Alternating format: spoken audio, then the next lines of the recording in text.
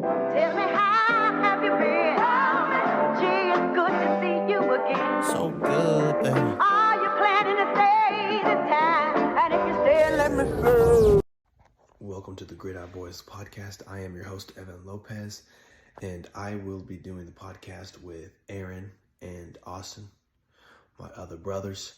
This part of the podcast is part 2 of our Big 12 predictions. This is 8 through 1. If you want to watch the previous 16 through 9 teams, that'll be our very first video of the Big 12, part 1. So go check that out. This is going to be part 2, and we'll be kicking it off with Aaron's 8th team. My number 8 team, Oklahoma State. Segue that one, dude. I know. I thought we were getting to an argument. He's like, all right, I'm just going to pull my team. They're basically the same team. That's a good point for a transition, all right? All right, I'll send it. I want y'all to go look at ACC and Big 12 and don't tell me these teams are not, like, basically the same. What I would say, though, is unlike Mike Norvell, what I will never do, as Austin said, is doubt goddamn Mike Gundy. He's 40. He's a man. He's above 40. He's above 40 now, but I got you. So I love me some Mike Gundy. All right, I mean, but going back, why I have him so low is also to Evan's point. What the fuck do they got to work with? Not shit that we can see. I'm not. Oh, well, I just closed the book on myself. Not shit that we can see. I'm not saying that Mike Gundy can't figure it out. Because it's Mike Gundy. He's probably going to figure it out. But, you know, they got a tight end that, hey, they're going to make the joke. I love his size. I love it. 6'6", 255. That's an absolute unit of a human being at tight end, okay? That's crazy. And you know what's even crazier? He's a sophomore. He's a sophomore, dude. Josh Ford. It's 92 yards for Aaron one saw TD. that. He looked at it, 6'6", 250, and he started salivating when he first saw it. He's like, oh, I'm putting this on right here. Yeah, I'm going to talk about this. And then full-blown drool at sophomore. I was about to say, you're drooling all over the paper, man. That paper's gone, dude. This 19-year-old is 6'6", 250. You know what? Fuck that. Austin, you can't tell me as a coach you see a sophomore 6'6", 255-pound tight end, and you're not sitting here like, fucking throw that boy the ball. What are we doing? We just need a 3-surface side, and we're about to run this thing. Yeah, and apparently that's what they did because he only has 92 yards and 1 touchdown. So apparently he's a blocking guy, but like, fuck it. I'm saying Ford down there somewhere. Throw that bitch up there. Why are we not passing to him well? Why are we not passing to him well? It's Alan Bowman throwing it, so we just figured. Nah, that's a good point. Yeah, for you're sure. right. That is like a glorified lineman. Alan Bowman hate is just funny. I don't know if it's because I'm a tech guy, and so it's like, man, forget Alan Bowman. I don't know. I could just be biased. No, The only thing I think the hate hate's is that justified. hat, but you know, whatever. Could be. I don't know. What's he playing for? Isn't he playing for that other league, like the Brahmas or something like that? I think so. With Max Duggan over there in the UFL. You leave the legend out of your mouth. Damn it, Max Duggan is a man. That's a fucking man. Hey, and Oklahoma State has the offensive coordinator that coached him. Sure. I don't know, but Max Duggan, you leave his name Doug out Meacham. your Doug fucking Meacham was the mouth. offensive coordinator at TCU. Mike Gundy got that OC. Are you listening when Austin's speaking, dude? Dang, Yeah, dude. you know what? Kind of, but I'm also drinking. So I catch some things, I catch others. I don't know. It is what. Anyway, Cam Smith, DB, senior, 6 foot, 200 pounds, 34 tackles, 1 forced fumble, 1 INT. Not bad. This is a team I struggled to find some people. I got Parker Robinson. For some reason, that rung a bell. I think I have a dude the same name on my Snapchat. Completely unrelated. Completely unrelated. But I saw his name. I was like, I know that guy. I know that guy. Then I saw his picture. I was like, I don't know that guy. I do not know that guy. 5'11", 185, 49 total tackles, 40 solos, 2 INTs. So the brother from another mother, he can ball. I mean, other than that, like I said, absolutely struggled to find anything for these guys. The reason I have them so high is because they have the man who is above 40, Mike Gundy, and I will never doubt that man. I will never doubt like that. it. Until he gives I'm me with a it. reason, I will never doubt that man. This year we might all be going like, dang, you know. But All right, hey, until I see it, I'm not hey, gonna do it. I'm gonna be like, no, my Gundy's got this. He's gonna right the ship. Hey, brother, it's time to call it. All right. Well, I mean, I guess I'm going to my number 8. I see this might be a little bit of a hot take, but like y'all said, we're starting to get into the thick of it. We're starting to get to the teams that could I haven't said contend that to one win time.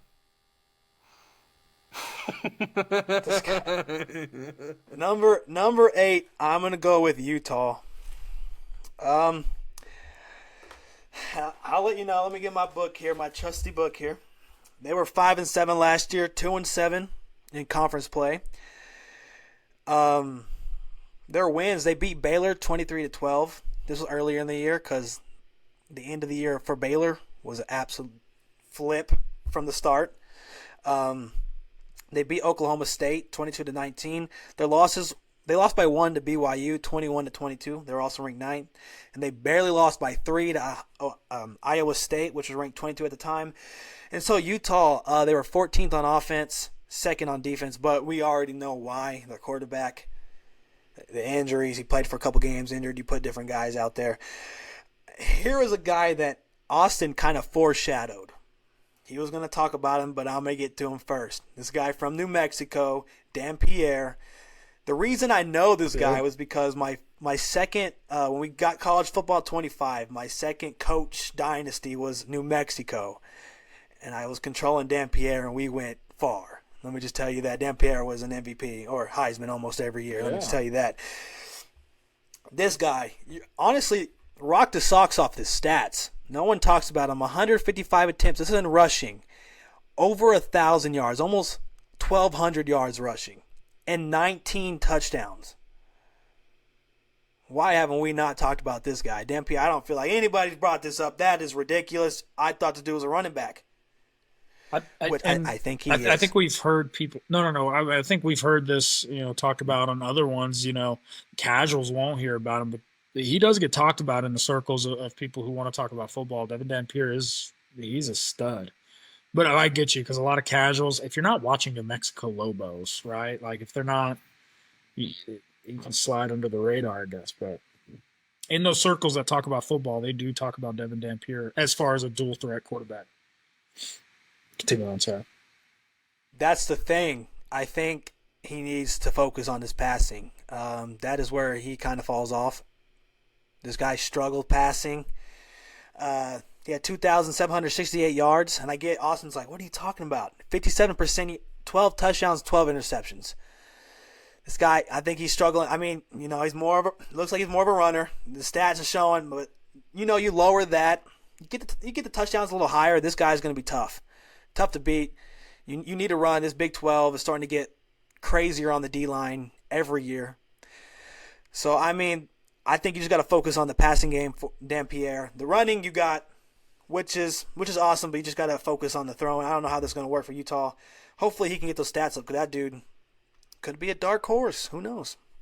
I also wanted to highlight Ryan Davis. Also a wideout from New Mexico. So they went the New Mexico route. He had 54 receptions, 747 yards, and 3 touchdowns. I think both of those are going to be great. I think Dampier will improve in the passing game, and I think Ryan Davis will be receiver 1 in Utah. And the defenders, I got Lander Barton, linebacker senior, 37 solo tackles, 72 total, 2 sacks, 1 forced fumble, 2 INTs. And then I got Smith Snowden, a cornerback, junior, 34 tackles, 48 total, 1 forced fumble, 2 INTs, and 8 passes defended. So here's we have transfers in these positions for Utah. So pretty much a whole new sorry, I just heard Aaron's whatever's going on over there. Pretty much a whole new offense almost. You got to transfer from quarterback, running back, and all 3 receivers. At least, skill position wise, the line are pretty much the same. And you only have 2 transfers on defense, which, like I said, you were 2nd in defense last year, and you only had 2 transfers. You lost a couple, but I think their defense is going to be really good. It's really up to Dan Pierre and how he passes the ball this year. That's what I got. My number 8, I have TCU. So this is where I put TCU for a lot of reasons. Sonny Dykes, I think he does a good job. I think he's kind of built. He's starting to build that program up to what it needs to be. Obviously, they kind of slipped from their national championship appearance. But for some of the reasons that Aaron already talked about, Josh Hoover, a 4,000-yard passer. They also, though, what I'm going to focus more on is that defense. They are returning 73% of their production on defense, and they are going to be behind an experienced defensive back, a secondary unit. But what we've been hearing, what I've been hearing on the spring games and their offseason, is they have some monsters that they're actually looking forward to in the front, and mainly that defensive line. So I'm kind of excited. Like, maybe they put it all together. I know they have a secondary, but that defensive line maybe is going to be better than what most people are looking at. So when you're returning over 70% of your defense, that's some exciting news that you got some experience back there, and then obviously a quarterback that can throw for 4,000. So you can put those together. The thing that keeps me from putting them higher, why they're obviously 8th, is the strength of schedule. Once again, heck yeah, that's what I'm talking about, Aaron. I feel so judged right now. But no, don't be judged, man. You enjoy it, man. But no, but like the strength schedule, the thing that keeps me from playing higher, and I hate doing it like for how the strength of schedule, because you're only basing the strength on schedule based on how good you think the team's going to be. We really don't know, but they are going to be at Arizona Even State. They're going to be at Kansas. How they were last year. I don't like doing that because with the team last year, you wouldn't do that with Arizona State because Arizona State was 3-9 the year before. So they were technically an easier team. So that's what I'm saying. You don't want to do that because I hate doing it, but I do it because like I said, we don't know. We're taking guesses. Yeah. And so them being at Arizona State, at Kansas State, at BYU, that's a tough road, schedule right there. So that kind of keeps me from putting them any higher than that because I think they're just going to run in some tough road games. So that's why they're at my 8. It's TCU. But I'm excited to see what they can do.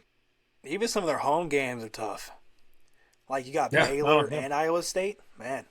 Yeah, they've got a tough schedule for TCU. Yeah, for sure. But that's my 8. So.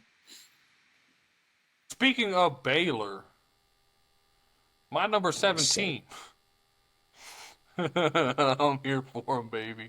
The Baylor Bears, all right? They got a dude that I'm sure Evan's going to talk about here in a little bit. So you know what? I'll save it for him because he's really high on this guy, Sawyer Robinson. So I'm not going to get in depth on him. Just know that's a Lubbock boy. So I had to put that down in my notes because I know y'all'd love that shit. I didn't know you were going to join us, Austin, but fuck your hat, but you're a Lubbock boy. So, you you can have that. He's a Lubbock boy. I'm going to go ahead and move off of him and go to Ashton Hawkins. Receiver, senior, 5'10", 165. Brother needs to bulk up, if you ask me, 165. But off that, he did have almost 600 yards for 5 TDs, so the potential's there. 2023, he was almost a 1,000-yard receiver in 2023. So you could tell that the production's there. I don't know if he got hurt. I ain't gonna sit here and lie to you. I'm not an expert. Fuck you. I'm gonna do it anyway. Sorry, my bad, dude. I'm not an expert, but he might have got hurt, or I don't know what happened this year. If he just kind of had a slump there, but he was almost a 1,000-yard receiver. He creates good separation, so I think he could end up being Sawyer's guy, his little go-to, But yeah, then I have a DB, Devin Bobby, 5'11", 196, 80 total tackles. I go back to, I've been trained to feel, that's not a good thing to hear. But then, as a DB, I hear a DB got 80 tackles, and I'm like, well, shit, good for that guy, Yeah. Good for that guy. He getting in the action. You're willing to do it, dude. But he also had 3 INTs, so I mean, he's obviously one of the anchors of the defense.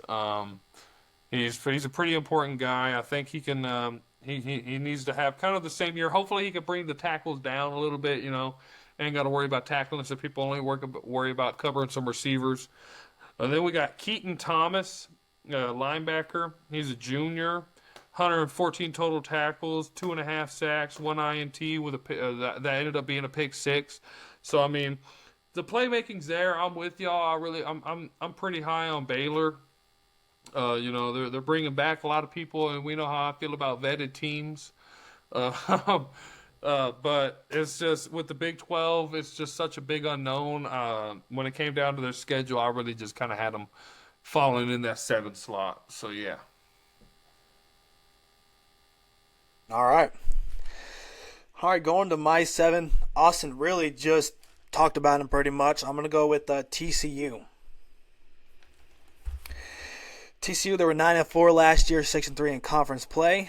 One of their wins was against Texas Tech, 35-34. Baron Morton did get injured. You had Will Hammond, but Will Hammond fumbled. I don't remember how he fumbled, but that ended the game. That was the worst ending of a game. God, I hated that. Yeah. I was so mad. Yeah, we were winning the whole time. It's just the end. Just like Tech fashion, of course. You beat Cincinnati by a touchdown. And like I said, it just proved my point. Cincinnati's going to be in those games, and you got a dub. It don't matter. A dub's a dub. The losses I wanted to point out, they lost to Baylor, 34-37. Baylor's a tough team. They also lost to Houston. That's a game you really don't want to lose, 19-30. But the Big 12, they were 3rd in offense, 9th in defense. And I think Austin's already talked about, and Aaron talked about Josh Hoover. I think he didn't Tennessee try to tamper and try to take him away, and he just stood his ground. He's like, hey, I'm going to stay at TCU. So that's pretty cool. He wants to be there. Yeah, that's what you want. And then receiver Eric McAllister, we've already talked about him. I think he's going to be receiver number 1. Almost at 800 yards. He kind of 2023, he had 873 yards. This year he had 762. So a little bit of a downgrade, but not too bad where you really got to worry. I think he's going to upgrade that. Defense, Jamel Johnson, safety, which I think Aaron has already talked about. 73 total tackles. And then I think Austin was the one talking about how TCU's D-line was something that they were proud of. Was that correct? They're excited for this year. From some of the sources I read up on, they're kind of excited. Their defensive back, their secondary is something that people are already familiar with, being experienced, but that line they're kind of excited for coming up this year from some of the things I read. So they might put it all together on defense. Maybe. I don't know. Have to see. I would love to kind of talk about it. I have defensive tackle, Enzel Din Mumbai. I definitely said that wrong. I don't know how. What? Whatever his name is. This dude, 24 total tackles, 14 solo. That's pretty good for a defensive tackle. 7 tackles for loss. That's something I really love. That's awesome. And he also had 6 sacks as a D tackle. 6 sacks. That's awesome. You're doing your job. 2 quarterback hurries. He was from Washington State, so that's why they're excited. They're getting these transfers in. And, I'm saying the Big 12, they're starting to really upgrade on these lines. You're seeing some bigger dudes coming into Big 12 nowadays with this transfer portal and stuff. So you're going to see some upgraded trench warfare. I also wanted to say that only 2 transfers on offense and defense are projected starters. So 9 out of the 11 have been in the program. So they're vetted. They're here. They know the program. They know Sonny Dykes. But TCU had a turnover problem. They had 18 fumbles last year. That's something you got to fix. I don't know how the hell you have 18 fumbles. I don't know who the fuck is fumbling. Get him out of there. If he's out of there, good. Get him out. I don't know who's fumbling, but get him off the field. Yeah, exactly. And they struggle to run the ball a little bit, which hopefully they can figure out. I'll be honest. I think quite a bit of it's Hoover, though. I don't know if you can get that guy. What's up? Speaking of Hoover, I just remembered. He never transferred. You say in. something He's about the from Hoover our home, the Rockwall Heath. If you know, high school. If you know, you know. We know. Y'all don't, but we know. Y'all know. Y'all know. Yeah, we know. But that is why TCU's number 7. Number 7, I think y'all have already named. Oh, man, I'm already forgetting. I think y'all already named this team. I think I have them higher than both of y'all, but I have Utah. Y'all both said Utah already? Yep. Yeah, I have my 8. Okay. I don't have them very high. Well, you had a what? I have them. No, I have not talked Utah. Oh, here we Okay, go. so I'm the me only and one you talking might about be them. on the same side with Utah. I'm looking at Utah the same way I kind of look at Oklahoma State as far as coaching. Kyle Whittingham, I I love Kyle Whittingham as a coach. He's such an experience. He's been there for the longest time. I think he's had a consistent coaching staff. So you usually get a consistent Utah here. You're going to get the same old solid defense coming from Utah, and I think you can always just rely on a good defense. You know that the offense might fluctuate, but the defense goes. What killed them was the early injury bugs that happened. I mean, really early in the season, they started dropping, and I think that just hurt them last year. You really couldn't recover from a lot of major key players last year that started to get injured. Um, as far as offense, they hit the transfer portal on offense. You already talked about it, right? They got a dual threat quarterback coming in, so you put a solid defense that Kyle Whittingham always puts together, and then say, hey, let's try and vamp this offense up. We know we're going to hold you. Now can we just start scoring? So you get Devin Dampier on there, and you start seeing like what can we do with it? Can we start scoring there? What else did I put there for Utah? That's really it. Like I said, just strong defense. Hopefully they can just not get hurt, right? If they can just stay healthy and then see what this dual threat Devin Dampier can do. 2,800 yards passing, 1,100 yards rushing. That's just a dangerous man, I feel like. That's something you have to account for. That's something you have to do that extra scouting when you got a quarterback like that. I mean, I don't want to put him into the same level as like a Johnny Manziel. I'm saying the type. Like you got someone like Johnny who's going to throw for 4,000, rush for 1,100. It's a problem, right? It's like those people are problems. So I look for Kyle Whittingham a lot like Mike Gundy. I don't like to bet against him. So I have them at number 7. And this is where I start to get in, like we were talking about. This is kind of where I start to say these are the ones there's a scenario. Could we be talking about Utah being in the Big 12 championship? I say yes. If you say Utah right now is not win it, but in it, yeah. So I think I'm hitting it where I said I can. Yeah, when I say there's about 7 teams that I say I can see winning it, I'm starting it with Utah. I can see them in a scenario. Kyle Whittingham gets over there in his second year, right, in the Big 12. Is this his second year? Second. Yeah, second year. Second year. I can see Kyle Whittingham already in a conference championship. Yeah, I don't know why. First year. No, this will be his second year, yes. That's what I'm saying. Yeah, It was his second first year in the Big yes. 12. Yes, Kyle Whittingham could be sorry. playing and fighghting for a Big 12 championship. So that I is had to my remember fuck Utah. I had to remember that by that bitch ass Caleb Williams. That was I had to remember that petty ass move. so much hate. You really be hateful this episode, dude. Hey, speaking of hateful, the more he I hate drinks, that the hat. more hateful he is. Moving on. Ah. Go. Going to my number 16. Dude, you've been dropping that shit, dude. This dude's fumbling. I figured out who's fumbling for TCU. This guy over here. He has 16 of the 18 fumbles. God damn. Okay, keep going. My bad, dude. My fault. You got it, brother. Going from the Melvin Gordon Broncos. Okay, that's crazy. We are on Big 12. Let's not even get to that. Let's not get that soapbox. Melvin Gordon Broncos over here. Let's not get that soapbox going. I don't want to start that. My number 6 team is Arizona State.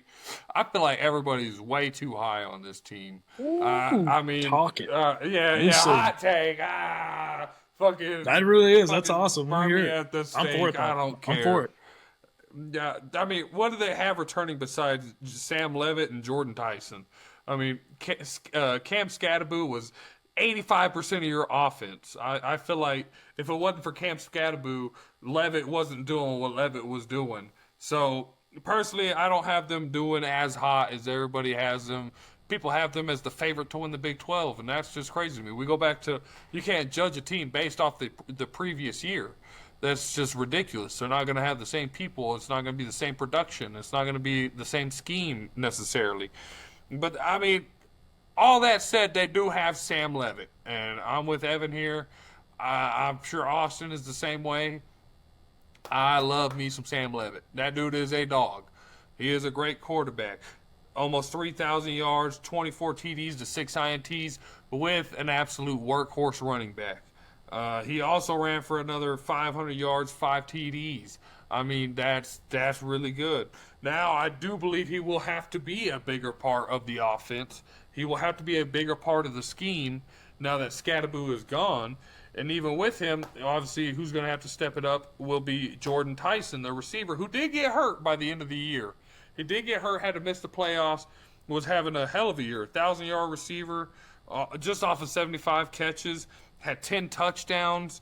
Like I said, could have played a big role in the playoffs, but got hurt. I mean, Jordan Tyson was looking like he was going to be that dude. But at the end of the day, how much of that was Cam Scattaboo? How much opened up their game that involved Cam Scattaboo? I don't know. We're gonna find out, but that's why I kind of have them lower, because I'm not sure if it was mostly Cam Scattaboo or it was just a great offense. I mean, I don't know. We're gonna find out. But they do have, Xavion Alford at DB, bigger guy, 85 tackles, 2 INTs. I see him as more of the anchor of the defense, or of the secondary, sorry, let me rephrase that, of the secondary. Then you also have Miles Rouser, I believe is how you say his name. Yeah. 6'1", 185, 98 total tackles, 51 solos, 1 sack, and I think he is the perfect combo to Xavion. I mean, it's kind of hard to kind of beat that kind of a combo. We got a problem, though, whenever you're, let's do some quick math here. Safety, right? Yeah, you got an issue when your DBs are, almost at 200 tackles for 2 of them. That's an issue, but it's hard to argue with some of their stats. Yeah, I have Arizona State at 6. All right. My number 6, this is a team in controversy right now because of a starting quarterback. I'm going to go with BYU. This is my number 6. See, I don't really know what's going on. If you can enlighten me, like, what's the BYU quarterback Sexual assault. Sexual assault. Okay, so that's a big deal. We don't know what's going to happen there. But as of now, he's playing, right, Austin? Is that what you said? As of now, I'm not sure. As of now, Actually, he's playing. I don't know either. I have to look. I'm not sure. I don't know what has transpired. Where are they at with that? The allegation? Is it just an allegation, or is this thing? I know he just got accused like 2 weeks ago.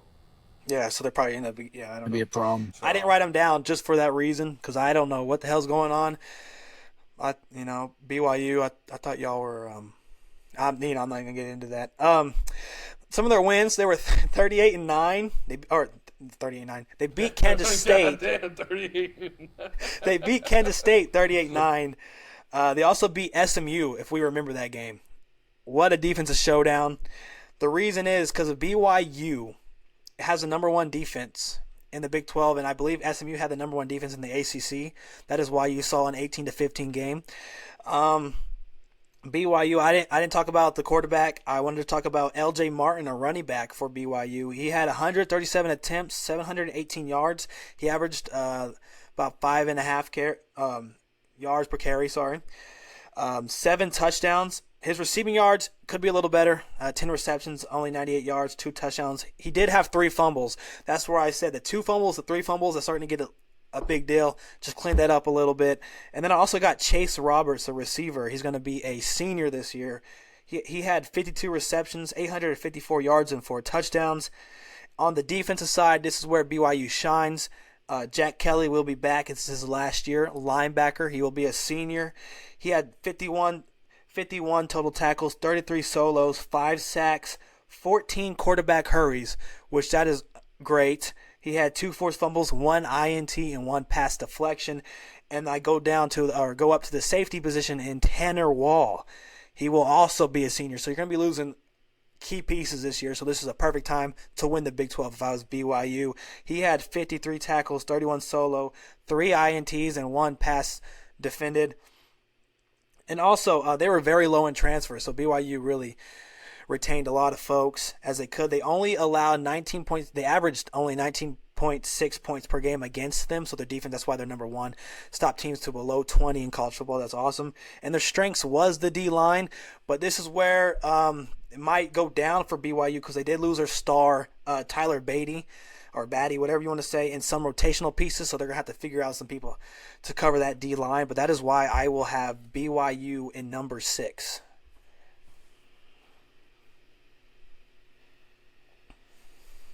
Sorry, I was trying to look at the quarterback thing. I was trying to see if I found anything. My phone won't pick it up. Number 6.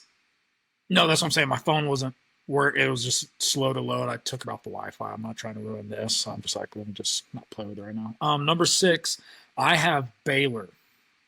And it's for a lot of the same reasons that y'all have already spoken about. That is a high-powered offense that is coming back. Another thing that we need to start focusing on, I think, with Baylor is they're in the top 15 of the most production coming back. I want to say they're sitting around 11th in the country for most players coming back.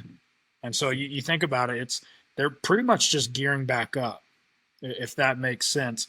Offensive firepower, Sawyer Robinson, you already talked about him. Bryson Washington, 1,000-yard rusher over here, with Josh Cameron and Hawkins both equaling out to 1,400 yards receptions total. So I think just with this high-powered offense, it's going to be hard to stop them just returning. I think the question is, can they get on with a defense that can match, right? If they can start stopping teams, not getting into so many shootouts, you're looking at a team that is primed for a run. This is also an interesting one when we talk about Baylor. Baylor's going to have, as far as the schedule, there's going to be some interesting matchups, and I'll kind of get into those matchups later when we get into these other teams. But Baylor with this high-powered offense, I'm excited for. I think they can do some big things here. So that's number 6 for me. Yes, that means it's me. I was also trying to. Yeah, I got you. Did you find anything? I was trying to. Yeah. It was cute. Intense affliction. Well, yeah, man. I mean, if he does play, do you think that kind of changes your? It absolutely. Well, no. I actually. I did my BYU based off of him starting. Okay. I figured I could change it if he was found guilty. You know what I mean? Yeah, I think you get a pass. If he's found guilty, then yeah. But, sure. you know, in this country, in this great country of America, you are innocent until proven guilty. And so Exactly. I'm treated as such, damn it. And if you are found guilty, fuck you, you piece of shit. If not, then I rock with you, you know.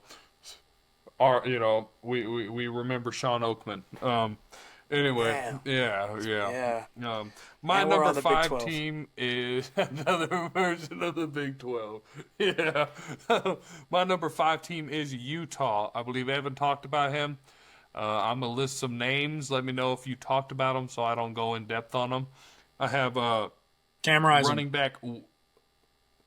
He retired. What about him? He cooked finally. About damn time. Brother finally tear his ACL coaching, and he's good. Running back Wayshawn Parker. You talk about that, man? I did not have Wayshawn cool. Parker. So almost 1,000 yards rushing, 400. Good Lord, that'd be a lot of touchdowns. Boy, I tell you. That's Heisman in that bag. A shit ton of touchdowns. 4 touchdowns, 108 passing yards with 1 touchdown there. He's gonna have to step it up a little bit. There's not much that I could tell. I mean, I feel like I find it funny that it's our show, but I feel like Austin's more the expert than both of us in this shit. For sure. Yeah, but I feel like he's probably going to have to step it up. I don't see much more coming out of that offense than him. I mean, you do have Ryan Davis, the receiver. Y'all were talking about the quarterback. I didn't know anything about the quarterback. Y'all apparently, I guess I'm not a ball knower. Y'all knew about that guy. I did not. What's his name? Dampier. Evan Dampier. Dampier. Well, if he's gonna throw it to anybody, goddamn it better be Ryan Davis, because that mother trucker was 747 yards for 3 TDs. He's gonna have to step it up a little bit more. I think you want to get 1,000 yards out of that man, and at least 6, 7 TDs out of him. But if Wayshawn and him can step up, I think you got an absolutely lethal offense. DB, I'm lying. I got 2 linebackers up on here. Crazy There you enough. go. I got Lander Barton. I talked about him as well. You talked about him? Okay. Yeah. So I'm not going to get too much into him. Just know he's an absolute behemoth of a human being. I'm not getting into his size because I don't want the size jokes coming I back knew he was gonna my way. suck him. You might as well say it.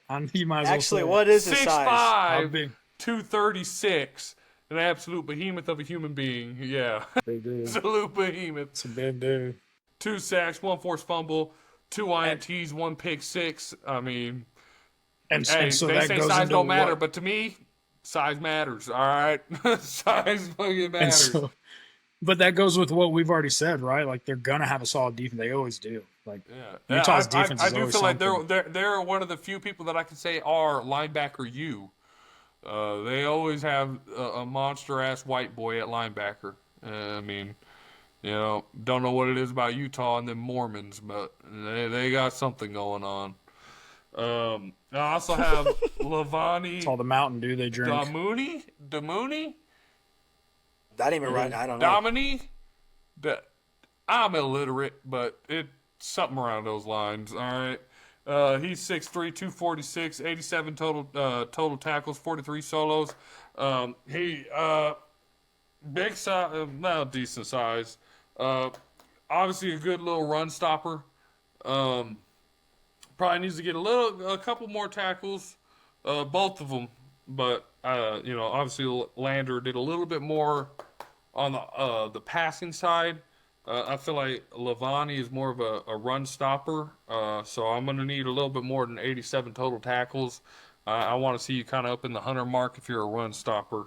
But other than that, yeah, number 5. What were you saying? Their coach, is a lot like Kyle Whittingham. Thank you. Kyle Whittingham is a lot like I'm going blank right now. Gundy. There we go. I'm having brain farts left and He's right. been there for so long, and he's Yeah. done good there at Utah, man. Yeah, it's I just love what hard he to does question him. And I feel like he's done a lot better with Utah than Gundy has done with Oklahoma.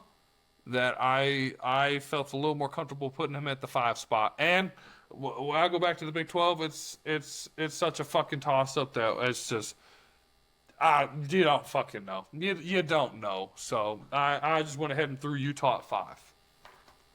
I like it. My number 5. All right, this is like Tyler. Sorry, Austin said that these 7 could actually win it. This is gonna be my red zone. Any of these 5, you tell me they win, like, cool. My number 5, I think honestly these 5s are all dictated by one game. So I mean that's what I think it is, because last year I believe You're saying any of these teams can be 10 or 11 win teams right here. Like they're going for it. any of these teams. It just depends on who you face this week. My number 5 is Arizona State. I think I had them losing to Iowa State head up. I don't remember. I wrote that down somewhere else. But they play Iowa State. It's just later in the year. It's just up to these one games. One of these games later down the road. They also play Baylor early in the season. That's a tough team. Because I have Baylor high up there. And they have Iowa State. And they have Texas Tech in the middle. They have a little bit of a tough schedule. I think those are capable losses. Arizona, but if they win, I mean, they might be number 1 again. They were 11-3 last year, 7-2 in the conference. They beat Kansas State 24-14. They beat BYU 28-23. I think that was the end of the year. They did lose. Actually, what's funny, they did lose to Texas Tech 22-30. They also lost to Cincinnati 14-24. This team was 4th in offense, 3rd in defense. Sam Levitt, y'all have already touched on him. That dude's a stud. I think he might be the best quarterback in the Big 12, but there is a guy right behind him I think could take that spot. We already talked about Jordan Tyson, 1,000-yard receiver. That's cool. Defense, Javion Robinson, a corner. He had 43 total tackles, 33 solos, 1 forced fumble, 3 INTs, and 4 pass deflection. This Arizona State team is going to be good on defense, just like last year. Miles Rouser was already brought up by Aaron, so we're not going to go too far in depth.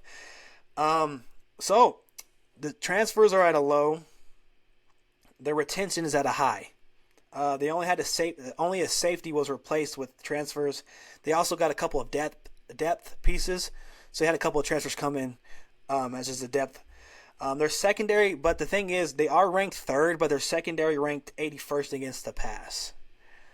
So they had a leaky secondary. That's why the depth in the secondary might be a huge step for Arizona State. Get those guys, because you watch them play Texas, and Texas just had these second guys coming in, and you could see Arizona State was just dog tired by the end of it. You saw Cam Scatterby throwing up. You just saw folks, they were just tired. So maybe this is why they focus on getting a couple more pieces in the second and third position. I mean, you never know. But Speaking of Texas, Austin, fuck your hat. Moving on. I wanted to bring up, Aaron said, who will replace Cam Scatterby? I have a guy for you. Kanye Udo. He had Army. 1,000. You ain't exactly. replacing Cam Scatterby. Sorry. He had almost 1,200 yards, 10 touchdowns. The dude's from Army. Them motherfuckers know how to run the ball. That's a team I trust any running back. He's going to be good. And It'll be a lot easier for him. I think they're... Sorry. You're not replacing Cam. There's a high chance you can. That's like saying you're going to replace Ashton Genty. You're just not going to do it. You're not. You can get close, but you're not going to repeat that production. I don't know. I feel like an Army guy could do it. Kanye Udo. Look at them, man. Fire guy. But they're 79% in production returning. So you're basically getting the same team without Cam Scatterby, like we said. But maybe if Kanye Udo, he goes in there, and even if he's pretty close, they're going to be about the same spot. So this team can go anywhere from 5, 4, 3, 2, or 1. I don't see them getting any lower than 5. Fair. That's my number 5 team. You on me now? Yes, sir. My number 5 team is Iowa State. All right. I like Iowa State, and for the reasons that I like Iowa State, I am huge on Matt Campbell. Okay. Matt Campbell is a culture builder. I mean, you look at this Iowa State team, he's kind of going against the grain. Not purposely. It's not like he's actively like wording it out. But what he's been doing is he's been able to keep his players, and I think that's really hard to do. Like, he's realizing, like, I'm actually growing and developing my own players. I'm not really going to the transfer portal too heavy. I've got guys that I'm developing, and they're wanting to stay 2-3 years, and I think that's important. And they're starting to get up on a really good defense. So they're the number 1 pass defense in the country, 165 yards allowed per game. I think that's huge, especially when you're in the Big 12, even though the Big 12 is kind of, if any, we probably all notice it, the Big 12 is kind of doing this shift where it's not so much of the pass-heavy conference. They still pass it, but you remember back in the day when Oklahoma with Lincoln Riley's, the Cliff Kingsbury, the offensive tech, even Texas throwing, you had a lot of those. I think we're starting to shift where a lot of them are starting to adapt to that. We're going to try and run the ball. But to still only allow 165 passing yards a game as a defense secondary, I think that's really big on Iowa State. They do need to improve on the run defense. I think somebody said that about Iowa State. The run defense is very questionable on that one, on Iowa State. And so, but you got a team that can stop the pass, and then you have a guy named Rocco at quarterback, 3,500 yards passing. I mean, you got him coming back. He's a big one. And I think one of the interesting things, it was really hard for me picking Baylor and Iowa State. Obviously Baylor 6, Iowa State 5. It was interesting because that's going to be, I think that's an early September or September 20th matchup. Baylor versus Iowa State. That could be playoff implications, right? Like, we're going to see fairly early, September 20th, which one of these teams is going to be the ones that could possibly get in that Big 12 championship. Like, that could be an early decider, right? Because if you get down the line and everybody's up here and everybody's fighting for it, it's like, well, what were those head-to-head matches? You know what I mean? You get to see Sawyer Robinson and Rocco get after it in September 20th to kind of see like, hey, let's fire it up. But I decided, well, Iowa State does have the better defensive passing defense, so I picked Iowa State for 5. That is my TED talk. I didn't know. I'm gonna check. I didn't know that they played. Iowa State and Baylor. Yeah, I didn't write that down. Maybe I don't know. Ooh, am I thinking Arizona State and Baylor? Yeah. Is that September You do have 20th? Arizona State. Arizona State. They Let me don't see. have Iowa. Yeah, but still, Okay. Hey, Sorry. but you know So, what? okay, that's what I was thinking. That's what I was We are thinking. The Will not Levitt experts. versus Sawyer Robinson early. Yeah, my bad. You're right. no, you're good. It's Okay, still Arizona State, that's still Iowa a State. deciding game though. I still think For sure. those two No, will for be- sure. That's my bad. I think we were talking about Arizona They do State. have so we already they put do them, have so Utah. Baylor does have Utah late. That'll be a fun one. Yeah, that'll be a fun. God, dude, this Big 12, these 5 are gonna be ridiculous. Yeah. So my number 4 Iowa State at team. 5. My number 4 team is BYU. Go Mormons, huh? We have the Go Jake Mormons. Retzloff. I was going to make a terrible joke, but we don't know if he's innocent or guilty yet, so I will hold off on those jokes. Let's just For hold off now. like, Just know, the minute you're found guilty, I will be slinging them bitches. He threw for almost 3,000 yards, 20 TDs to 12 INTs. You want to see them turnovers kind of go down a little bit, obviously. He also rushed for almost 500 yards, 6 rushing TDs. I wrote down in my notes maybe locked up part of the chain gang. We don't know yet. We don't know yet. Good Lord. What? You can give me that look. He the one that possibly did this shit, all right? Not me. That man really said that he might be going from moving the chains to being in the chains. Yeah, Good Lord. y'all give me the like, oh Lord, he said that. Oh Lord, he might have done it. All right, like it ain't on me. It ain't my fault. All right, I'm just reporting the news. Okay. and if he did do it, fair enough, Aaron. Go after it. Yeah, that's what I'm saying. But if he didn't, he does have this guy, Chase Roberts, to throw to. He's 6'4", 210 pounds. That's hey, fuck it, Chase is down there somewhere, you know? Almost had Thanks, Huck. 1,000 yards, four TDs. He's starting to get, when I did my research, he looks kind of like the only help that man's going to have. I mean, I'm not too sure. I wasn't too versed on BYU last year until a little late. You know, obviously when they were making that push, I figured they would fall off. Whenever I heard BYU was kind of popping off, I was kind of like, yeah, but it's BYU. They're going to fall off. Didn't they And take down like Kansas State early? Yeah, then they ended up not falling off. Yeah. They just kind of kept going up until like the last 2 games of the season. So I'm not too versed on them, but they do have a Tanner Wall at defensive back, who had 53 total tackles and 3 interceptions, who's going to be a big help, I believe, this year. Being a senior, going to be one of the leaders. You also have Isaiah Glasker, I believe is how you say his name. I'm a man of size. Size matters. 6'5", 235, another absolute mountain of a man. 70 total tackles, 3.5 sacks, 1 forced fumble, 3 interceptions, one of those being a pick 6. I mean, that dude is obviously probably the anchor of your defense at linebacker. He's got all the work, and he's got all the size. He's got everything you want in a backer. So my number 4 team, as long as the quarterback is there, I can't emphasize that enough. BYU at number 4. Gotcha. And I'm going to go number 4. I'm going to go Kansas State.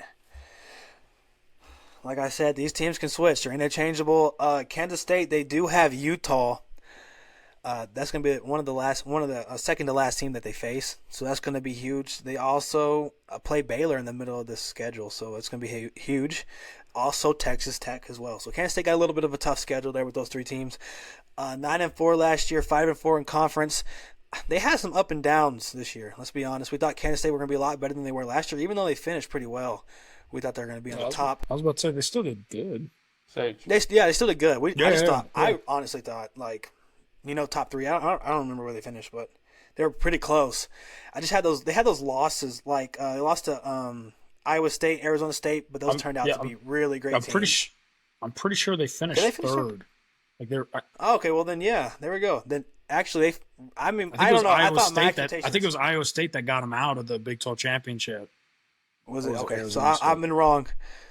Sorry about that, y'all. I just thought maybe. I just didn't know. I just thought some of those losses. Yeah, exactly. I fucked up there. Cool. They did beat Arizona 31-7, and they beat Colorado 31-28. So the Big 12 rankings, they were 8th in offense, 7th in defense. So it's not too bad. Their quarterback, Avery Johnson, is something I wanted to touch up on. This guy's going to be really good, or he's already pretty good. He threw for 2,712 yards, 58 completion percentage. He had 25 touchdowns, 10 interceptions. In his rushing, he is a dual threat quarterback. He had 113 attempts, 605 yards, and 7 touchdowns.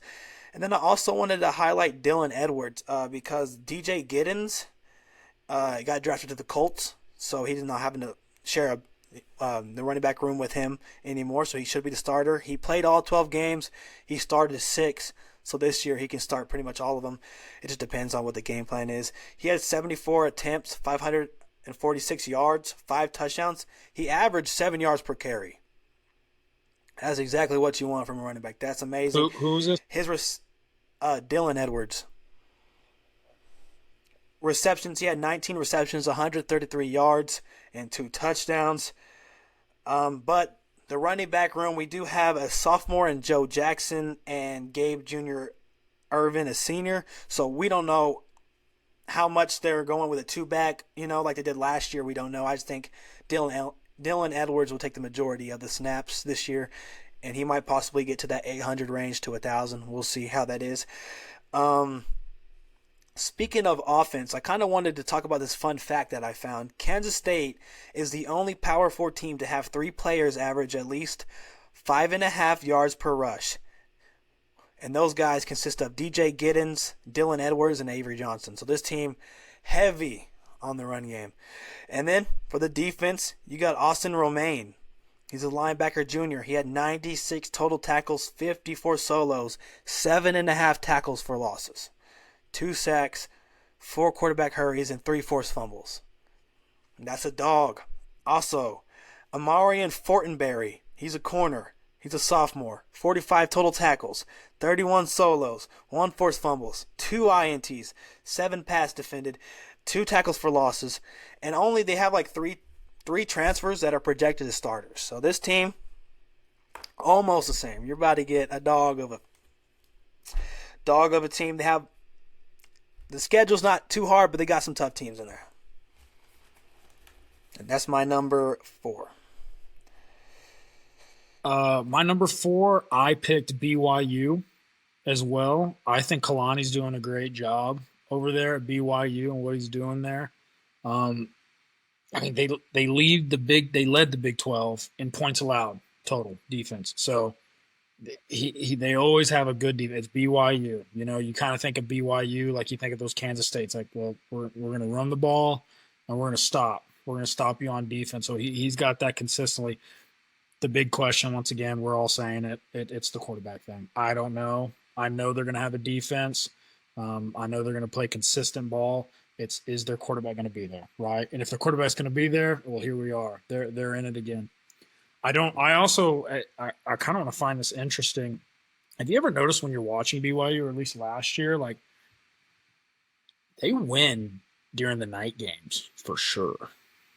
Like when it's like a late night game. I have not noticed that. I don't know how many games they have that are in the nighttime, but if they play a lot of night games, that gets dangerous. BYU is like really good.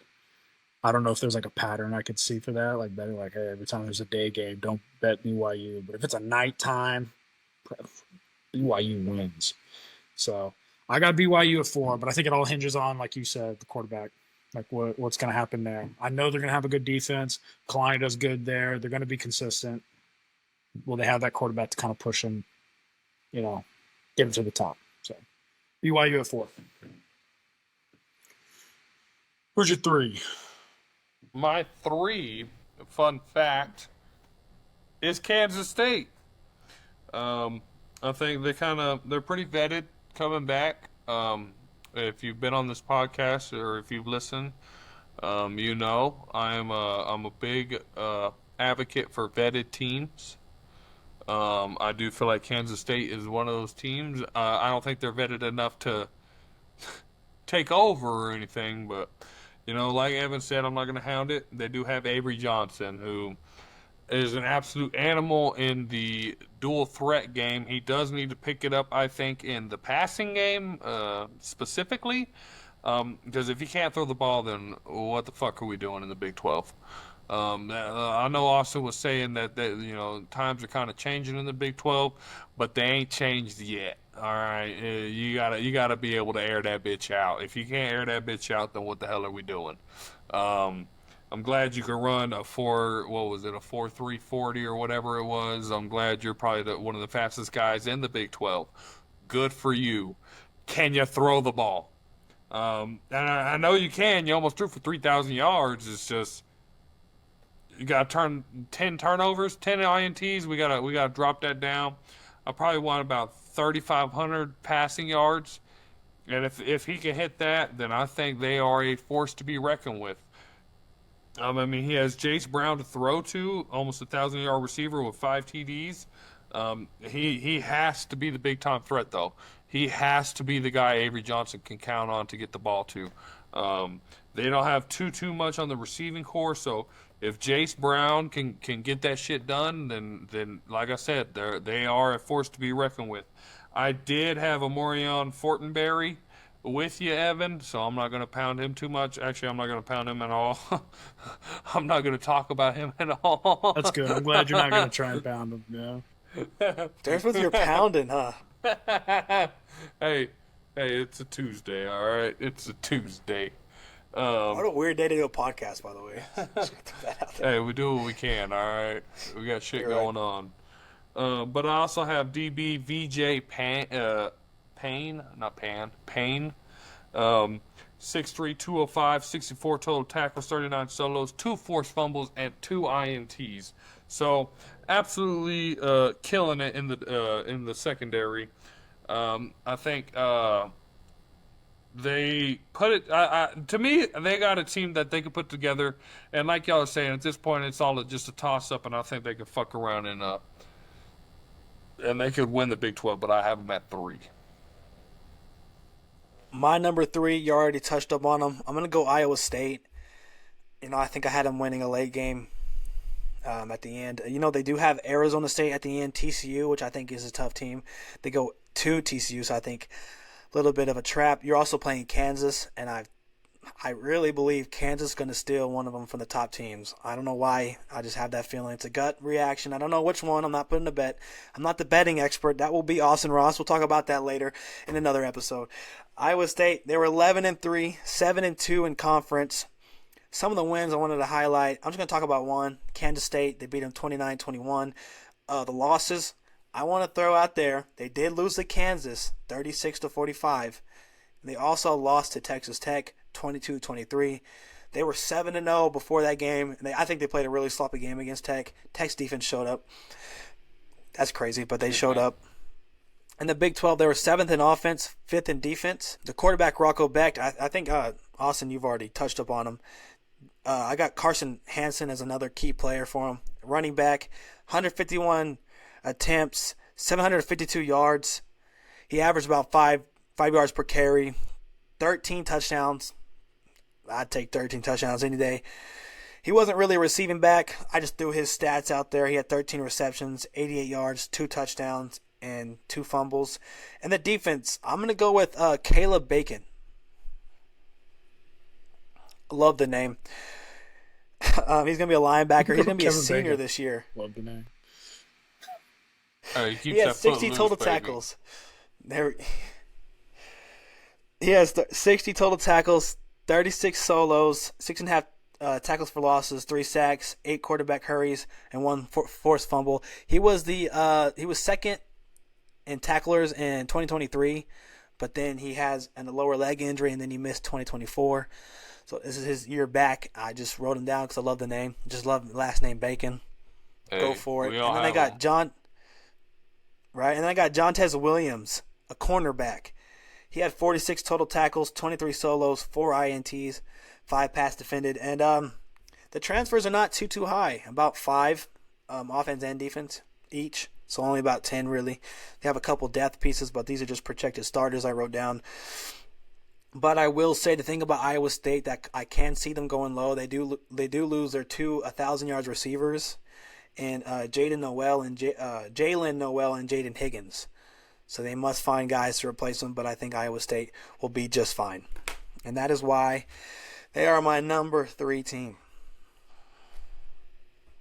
Number 3 for me, I have Kansas State. I'm really excited about Kansas State right here. And, you think of Chris Kleinman, the head coach. He's also one of those coaches you think consistency, right? He's always up there. He's winning. You're going to get a top defense, very experienced defensive front as far as the linebackers. Obviously, we already know about Avery Johnson. I don't need to get into him, right? I think he's going to improve this year. He did good. He can do better. I think he will improve. And it's going to be a run by committee, right? We already talked about how they lost their best running back, right? And Judson. Judson. That didn't sound Giddens? Right. Giddens. Judson DJ is Giddens, Ohio State. Yeah, DJ Giddens. It's going to go on the backs of Dylan Edwards and Joe Jackson. I think those two are going to be a run by committee, obviously, because they both had some pretty good playing time in it. And so it's one of those teams where the offense is just going to improve. You're going to get the consistent defense. I think Kleiman's going to be there again. He's going to be in the talk. And they're going to be at that – I think they're going to be at that 9-10 wins once again, unless they start to slip up with some of those teams that we already mentioned, right, in that 7-4 spot. We could see a slip up there with those teams, but I think it's hard right now to go against Kleiman with those returners and some strong running back. So – I'm excited. I got Kansas State at 3. Who was our top team? My number 2 team, I have Iowa State. I mean, Austin talked about he touched up on Rocco Beck. I'm gonna go in depth on Rocco Beck. Evan was talking about who were you talking about being the best quarterback in the Big 12? Sam Levitt. Well, I'm a argue that. I think it's probably going to be Rocco Beck. I mean, that dude is an absolute animal. I mean, that dude, I love everything about his game. He threw for 3,500 yards, 25 TDs to only 9 INTs. Now, I go back to, I mean, at that point, you're kind of flirting with, you're doing great on the turnover, TD to turnover ratio, I do want to see a little less, but even though he's still not a mobile QB, but he still had 300 rushing yards to 8 rushing TDs. So, excuse me, he can still get in. I think he is primed for his breakout year. I think this is the year of Rocco Beck. I mean, the dude is an absolute stud. Think you'll see him in New York? Do what? Think you'll see him in New York? Oh, Heisman? I don't know why I breakout thought year. Giants. I was thinking the Giants for some reason. I was like, no, dude, they just had Jackson Dart, bro. You're gonna have to give him a couple years.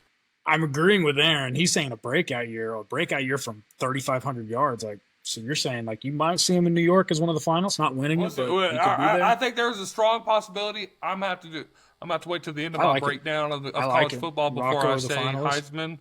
But I love me some Rocco Beck. I meant just finals, not people talk about him. Yeah, I don't think enough people talk about Rocco Beck. That dude is an absolute animal. And he's also got Chase Sewell, Panay Sewell. Yeah, Chase Sewell to throw to. 6'4" target. I mean, big boy. I mean, tall. When I say big boy, tall boy to throw to. He had He had almost 1,000 yards receiving for 3 touchdowns. I mean, at this point, who you got to throw to besides him? I'm not too sure. I'm sure y'all had another guy that y'all talked about. I don't know because I don't remember. Um, so, but I'm really big on Rocco Beck. I'm gonna go back to him. Defensively, you got Jeremiah Cooper. Interrupt me if y'all talked about him. You know, senior, 48 tackles, two INTs. I mean, not bad at all. Then you have Juantes, however you say his name, Williams. Yeah, I talked about that boy. You talked about him. All right, so I'm gonna get Yeah. into depth. Had four INTs last year. That's big. That's big. You need more of that. And if they can channel if the defense can channel what they did last year, and Rocco Beck can just kind of break that the spot he's at. If he can just get past where he's at, then I think Iowa State is primed for a great year. And you never know. The Big 12 could fuck around and get two teams into the playoffs. All right. Well, my number 2 team, I think is going to be Baylor. I'm really high on this team, and I think Sawyer Robinson will either be 1 or 2 with Sam Levitt. I got Rocco Beck third, but who knows? This Baylor team, like Austin said, this offense, high-powered offense, man, scary team to face. They were 8-5 last year, 6-3 in conference play. Some of the wins I wanted to jot down was a blowout in Lubbock, fucked us up, 59-35. This was the start of their 6-game win streak. We caught them at a terrible time. Jeez. And then they also beat TCU. TCU they got the high-powered offense as well, 37-34. They lost to Colorado. Wasn't that the Hail Mary? Ridiculous Hail Mary, wasn't it? To bring it into overtime, and then Colorado won. I think that was the game, Baylor and Colorado. And then lost to BYU. That's ridiculous. Lost to BYU by 7. Is that a night game? I think it was a night game. I don't know. Something about BYU Damn, at night, okay. dude. You might be onto something. Someone look at that up. Don't Someone play look him at it night, up. dude. Aaron, can Baylor you look was at the second. He played and look at the win. Yeah, fair enough. Baylor was second in offense, Big 12. It's just crazy. That high-powered offense is second. He's chilling. He's feeling good. Chilling, bro. 11th in defense. I'm just listening. Good. Sawyer Robinson. Aaron left him for me. Thank you very much, man. He's going to be a senior this year, so he's going to go out with a bang. He had 3,071 yards, 62%, 28 touchdowns, 8 INTs, great ratio. His rushing, not much of a rusher, 65 attempts, 230 yards, 4 touchdowns. And I wanted to highlight the backfield, Bryson Washington, running back. He's going to be a sophomore, 175 attempts, 1,000 yards, averaged almost 6 a carry, 12 touchdowns. In his receiving, he had 22 receptions, 217 yards. And the defense, we've already talked about Keaton Thomas and Devin Bobby. I think Aaron talked about them. And this offensive line has, or not offensive line, but this offensive only had one transfer projected starter that's going to be a receiver. So you're only getting one new guy, really. They finished with that 6-game win streak in the regular season. They lost to LSU in the bowl game, where Sawyer Robinson threw for 445 yards, 2 touchdowns and 1 INT. Even though it was a loss, that offense was still high-powered. They are great in pass protection. Their offensive line is not like big and humongous and like great, but they're able to hold blocks. They're just, it's one of those. They're good at it. They're just not elite. But they're highlighted by Omar Agdion or something. He's a guard. I don't know how to say his name. And Colton Price as a center. So those guys are going to be leading the offensive line. I think Baylor, their defense, I think will struggle. Austin did talk about it, but I think this offense is going to be so high powered that it's going to be hard to even lose. And that's why they're my number 2. Gotcha. Well, guys, this is where I might go into a little bit of a rant, if you will. So I'm gonna talk about number 2 for me. Is the Texas Tech Red Raiders at number 2. I'll explain why I put them in 2, not 1. and there are some good reasons, but I also need to go on a rant and defend some of the things that some have been said about Tech and some expectations that I think are maybe unnecessary. All right. So, Hey, first off, speaking of Because I- Tech, fuck your hat. Moving on. thank you. I appreciate Someone, that. I shall someone take continue this guy's drink away. Nah, he's good. Somebody He's take good. this guy's hat good. away. All right. Can't now that I'm talking about Tech. I got to keep it on while I talk to him. So, There we go. one of the big things, obviously, we know the elephant in the room with Texas Tech. Transfer portal giants this year, right? Like number 2 recruiting class this year, and then also through transfers of what they've done. I mean, they went out and they spent money. Love it. No problem. Let's throw some oil money in it and let's get going. Let's try and roll with the big dogs. I'm excited for what Tech can possibly do this year. I am so excited. What we need to stop doing, and I think it has to do with this generation coming up. I don't know if it's like they're just so big on TikTok. Everybody has short, attention spans. They're very yeah. It's not only that, but they're easily like they want the quick fix, and if it doesn't happen now, it's no good. I want to remind people that we once had a legendary coach. He's going to be put into the Hall of Fame. Does everybody know that guy? Anybody know that guy? Mike Leach. Dang, yeah, Mike Leach. If you're a Oh, Tech Mike fan, Leach, you yes, know sir. Mike Leach, right? Mike Leach, I'm legendary. not a Tech fan, but I know Does- Mike Leach because fuck. Yeah. Does, fuck that does guy. anybody know Fuck that Mike guy. Leach's? Does anybody know Mike? Okay, yeah. Does anybody know Mike Leach's record? His first 3 seasons, going into his 4th season coaching Tech. 23-16, 1-2 in bowl games. That was Mike Leach's going into his 4th. Joey McGuire going into his 4th season at Texas Tech is 23-16, 2-1 in bowl games. And the fact that people would act like he needs to be on the hot seat, the pressure is on him. If he can't get it done with this money, we need to get rid of him. You wouldn't have said, if we did that about Mike Leach, we'd have been missing out on some great football, all right? The guy's doing great. And I think it's going to get even better, not only because of the transfers. That's not even the big topic for me. It's the coaching staff. I'm going back to the coach staff, kind of like what Mike Gundy did. Joey McGuire has put in an all-star coaching staff with the OC, starting with the OC, okay? Mike Leftwich at OC. He got a new OC and a new DC. Mike Leftwich, the OC. He was the OC at Texas State. Very prolific offense of what he did at Texas State. The numbers that Texas State put up on offense is amazing, okay? And so he's going to bring that into Texas Tech. Sidebar, that same OC for Texas State, obviously Mike Leftwich, before Texas State, guess where he was at?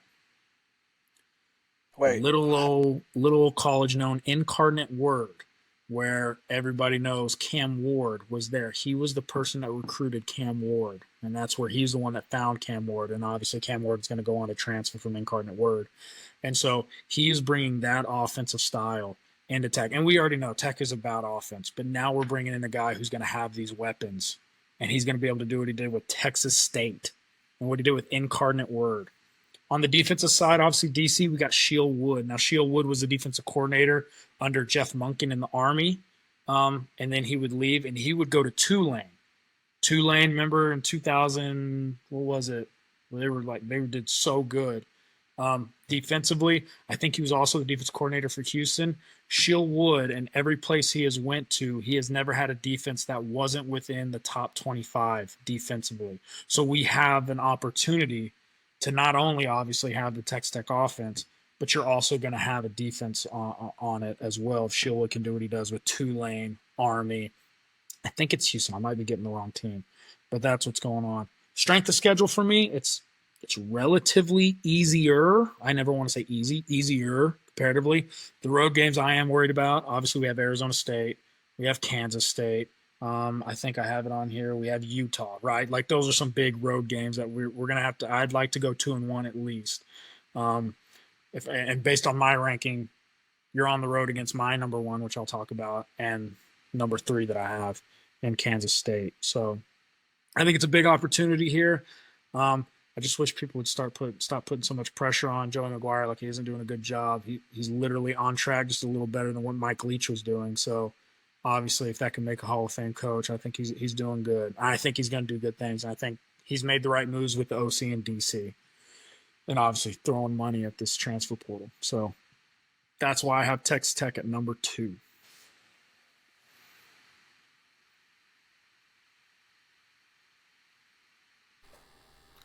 Gotta unmute myself now. I want to say where I'm gonna argue with you.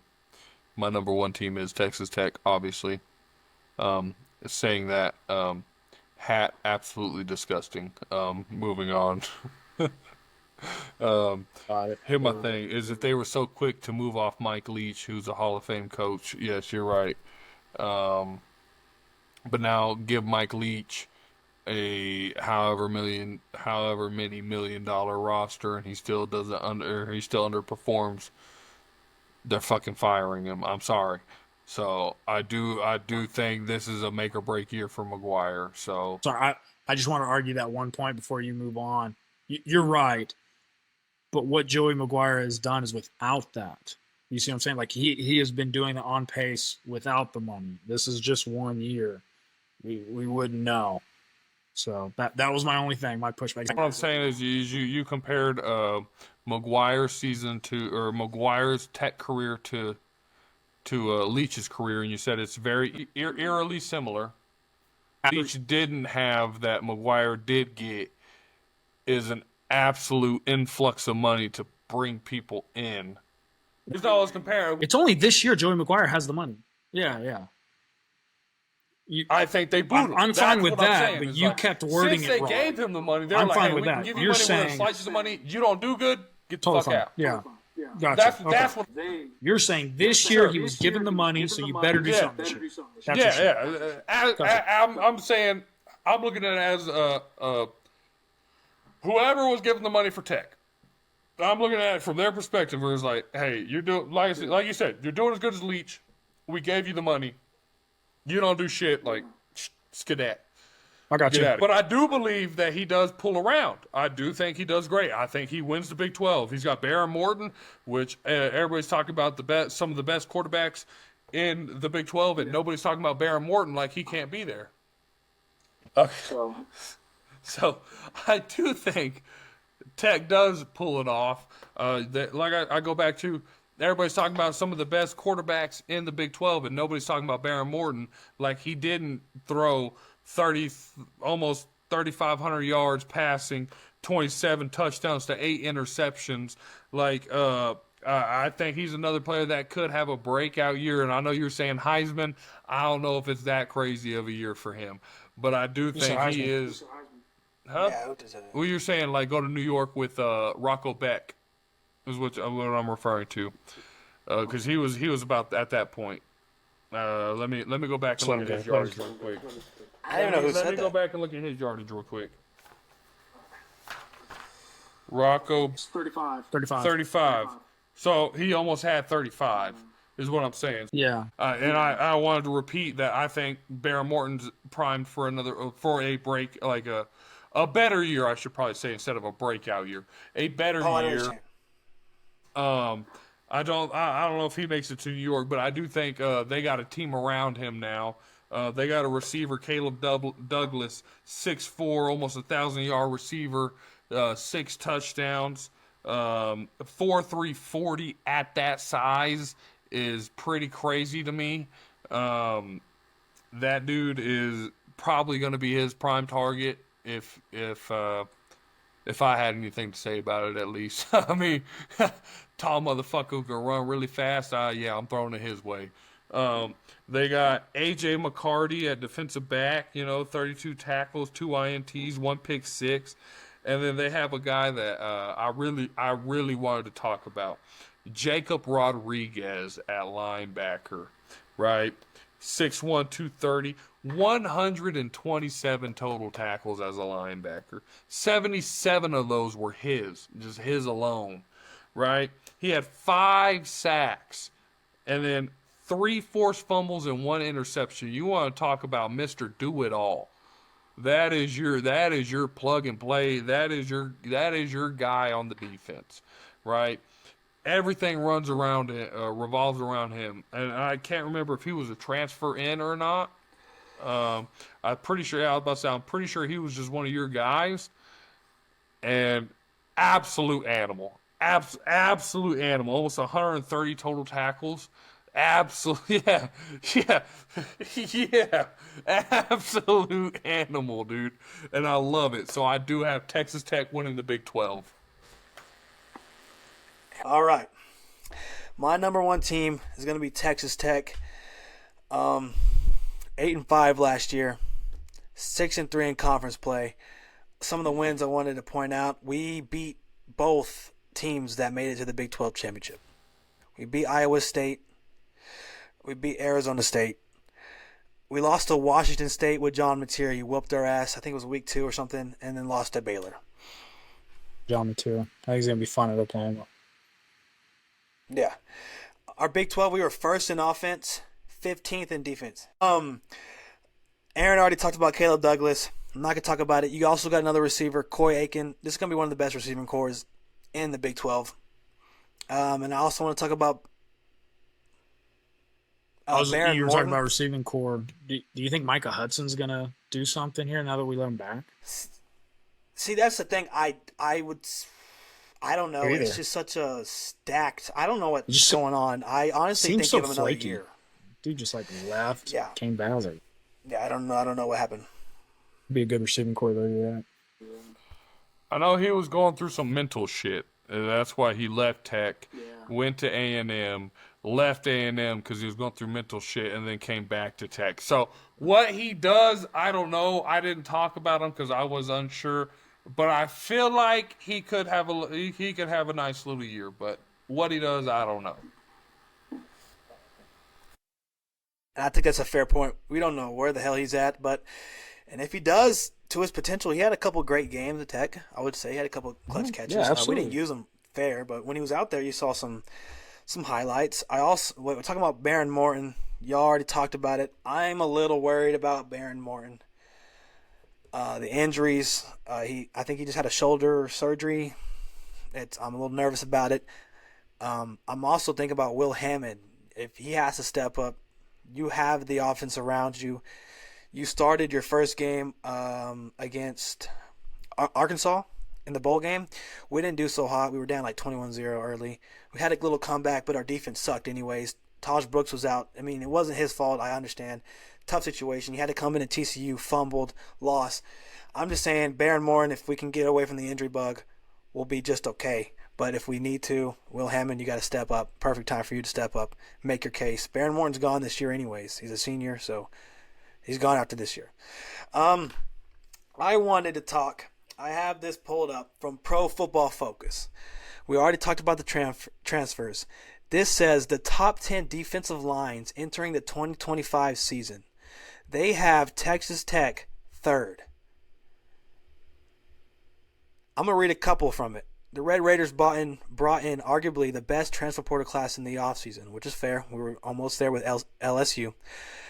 And their defensive line, which is something that we struggled in. Our defensive line let quarterbacks sit there 5-6 seconds doing whatever they wanted. That's why our defense struggled. Our secondary struggled because our D-line wasn't getting any pressure. But I wanted to focus on Lee Hunter coming from UCF. He has 45 total tackles, 19 solos, 1 sacks, 9.5 tackles for losses, 6 quarterback hurries. And then I also want to talk about Skylar Gill Howard, another D tackle. We're pairing up 51 total tackles, 27 solos, 5 sacks, 11 tackles for losses, 8 tackles for losses, and 4 quarterback hurries.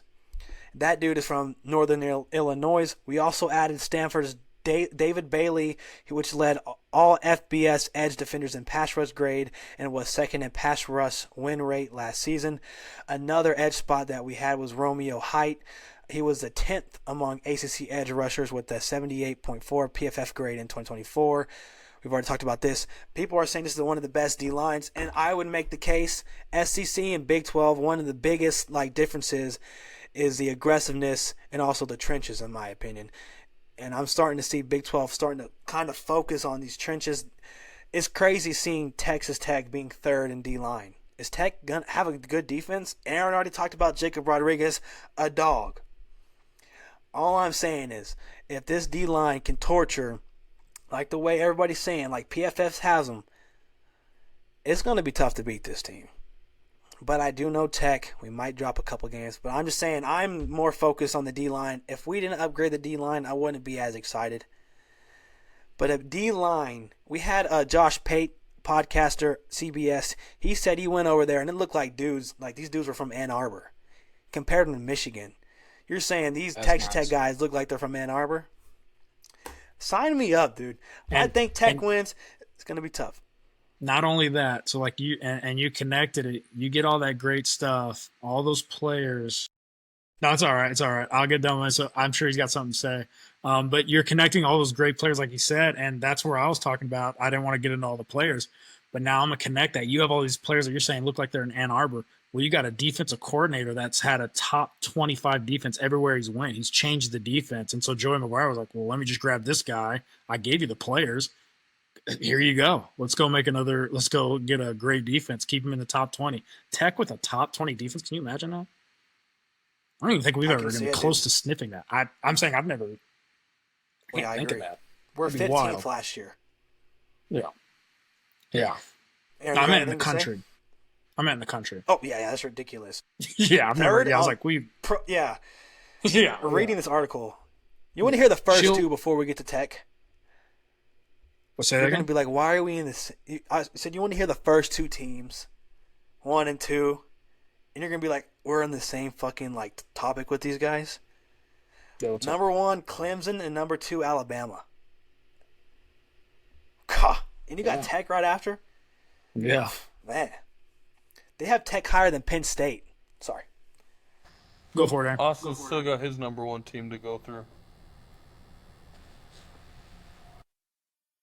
Did you not know that? Or were we thinking this was like I forgot, but I'm done. All right, my number one, which is obvious, it's the obvious answer to me, is Arizona State. Arizona State, number one, for many reasons. Y'all talked about Arizona State very well, broke down the offense, and that's all true. Like I wrote it down. Sam Leavitt, almost 3,000 yards passing, 24 touchdowns. He's one of those guys. This is a quarterback heavy conference, as we've kind of broken down here. There's a lot of quarterbacks here that do good. Sam Leavitt being one of them. He's doing great. I'm going to talk about kind of like Kenny Dillingham, the coach, the fiery young coach coming in his third year. He goes from 3-9 to taking his team all the way against Texas, right, in the playoffs. And I think that's awesome. I enjoy how he interacts with the media and how he treats his players too. I think that team has built a chemistry and a culture around him that they kind of get behind. I mean, if all y'all remember when he was talking about the transfer portal, he was backing his own players, saying, listen, guys, if you want to leave, leave. Like, I'm totally fine. We'll help you. Like, he's like, I understand. Money's money. And I think there's great opportunity. And all of his players basically took that and they're like, no, we're going to stay. We're going to stay and we're going to run this back. And so since we're talking about vetted players, and I don't, for the life of me, I don't know why we wouldn't even discuss Arizona State's vetted, because they are the number 2 team in the country with the most returners coming back. They will be the second most vetted team in the country, only behind Clemson, who's number 1. They will return 80% of their defense, which was the number 1 running defense in the Big 12. All right. And we can pop off with names all you want. There's no name teams that we can't think about in Arizona State. We already gave you Sam Leavitt on offense. Coming back is Jordan Tyson with 1,100 yards receiving. We're all worried about Cam Scadaboo. That's all right. We get it. He ran for 1,700 yards. That was amazing to see. We're going to give you an 1,100-yard rusher with a guy who had to run with 8 to 9 guys in the box at all times. Now he has a passing game where he's like, you're not going to put 8 or 9 in the dang box because you better be able to guard that pass with Sam Leavitt putting 3,000 on you. So I'm going to be running with 6 in the box, 6 or 7. He's going to get his nice little 1,200, 1,300. So we're not too worried about the production on the rushing. This guy has shown it. He's shown it, and he can run against defenses who are trying to stop him at all times. They know he's getting the ball. Well, now they don't know if he's going to get the ball or not because we got Sam Levitt and we got a pass game that is lethal. Defensive side, like I already talked about it, 80% production, experience, the most production coming back in the Big 12, second in the nation. And then just for the names, like if I were just to returning starters on defense, I could start with Miles Rouser, Keyshawn Elliott, Jordan Crook, defensive tackle CJ Fight. We also got a transfer in from Texas, Xavier Alford. I mean, this is going to be stacked. This Arizona State is primed to run it back. They literally said, we're all staying. 80%. 8 out of your 11 defense coming back. Most vetted. And we still get Sam Levitt. You get a running back. You got your receivers back. It's just primed for it, and you got a fiery coach who has his team behind him, who basically told him, you can leave. I'm not going to be mad at you. I will help you. Like, let me help you try and land a spot to what is best for you. And he got those kids behind him. And so I just don't see how you wouldn't put this as number one in my eyes for me, because I'm a guy who loves experience. Well, there's no other more experienced team other than those team in ACC at Clemson. But I think it'll be a fight because I think Joey McGuire did, obviously we're seeing the change. It's this team who's kept everybody, and now you got like a very ramped up Texas Tech. I think it's set for a really huge matchup. I think it's going to be fun to watch a lot of these teams face off, but I have a hard time not putting Arizona State at 1 with what's coming back here. I mean, when you have that many guys returning, it's going to be huge. And I think Sam Levitt's only going to get better, obviously, right? You tend to get better with experience. So that was my number 1 in Arizona State. There we go. There's our full Big 12 predictions and breakdown for Aaryn, Austin, and Evan. I hope y'all have a great night. Y'all stay safe. And thank y'all for listening. Also, tell your friends. Just subscribe if you can. Follow the Instagram. Follow the TikTok. We're under GridironBoyz. If you also leave some comments down. Also, fuck your hat.